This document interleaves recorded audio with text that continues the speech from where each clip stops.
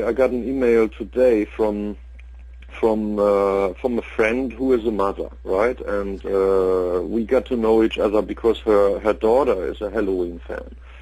So then what she actually wrote was, like she listens to the usual stuff we do, but that she would usually have to do on her own or with headphones. And what she actually wrote is now even my hubby is listening to it, yeah, and I don't have to hide from him or do it on my own because he likes that thing too.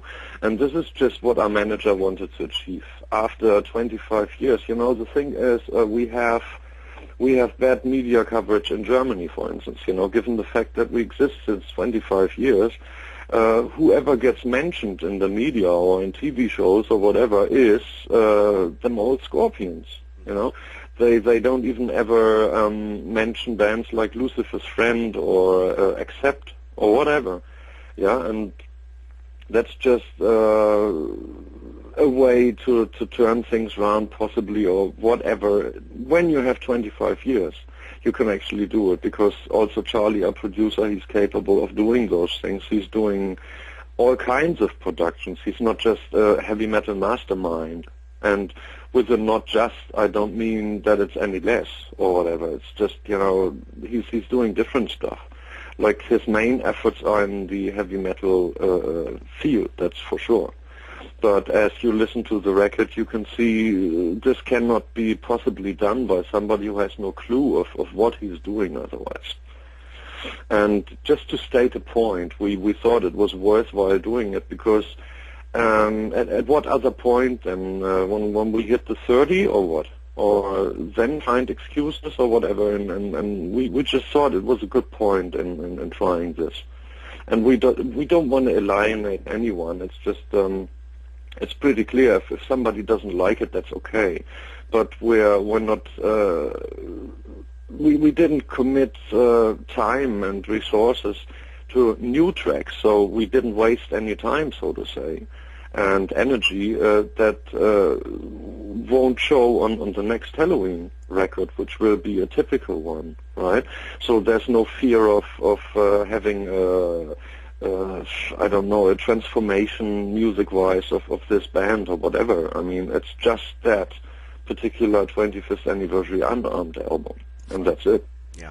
Well, I know that, the astute fans and certainly the fans that Halloween caters to really do appreciate you branching out in new directions. And even if it's something that doesn't tickle the fancy of all the fans, we appreciate it that it's something that keeps the band fresh and certainly will keep the band rolling. Wanted to hit on one of the tracks on the album, Michael, and that is the Keeper's Trilogy. That's something that kind of wraps up a lot of storylines and kind of goes over, spans several albums, and it's something that fans are really excited about. We've kind of waited for it for a while.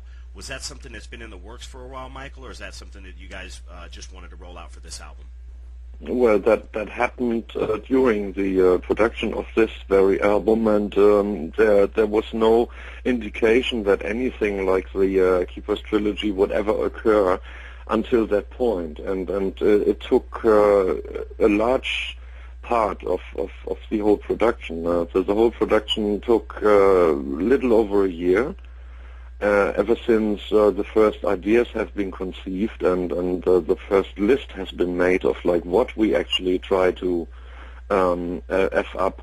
And yeah, that trilogy thing took a long time. We sat down in front of Charlie's computer editor at the Pro Tools system, and we played around with the parts, where to put those and where there's a cut and where the next bridge would be and then what would get into it. And then we sent it to Matthias Ohlmer, who is a professional arranger and producer as well, but mainly in the keyboard field, and he's like a real pro on that. And so we asked him to come up with a classical arrangement of it, which he did.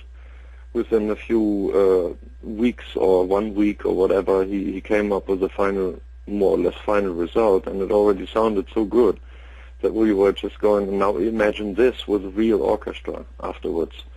But you already had like a clear picture, a clear view of what things could be, and then we did some minor changes, and well, had it printed out as a notation for the Prague Philharmonics. Right. We talked about, or you talked about, Michael, the new album that's going to be a traditional Halloween album, and that's certainly going to make the fans out there listening, and they're going to read this interview, very happy. There's been some scattered tour dates. I know mostly right now it's in Germany. Has there been anything thrown around? I know that you're in the process of recording a new album, and that makes it a little bit tough as far as time constraints, Michael. But has there been plans for a tour, even if it's of Europe? We'd certainly like to see you over here across the pond in the United States again, but is that something that's in the works or just on hold for right now?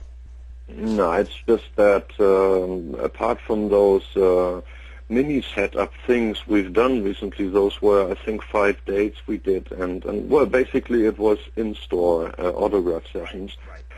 That's what we did, and played 7 tracks on each occasion, and that's what it was. So now we don't want to waste more time on that or use up more time, because like the most imminent thing to do right now is the production for the next album.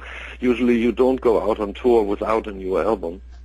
At least I would feel strange doing so.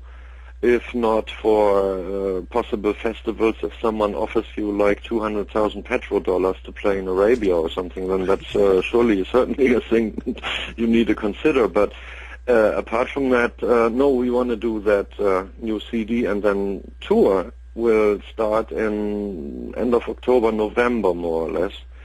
So wherever it will begin, well, it will eventually lead us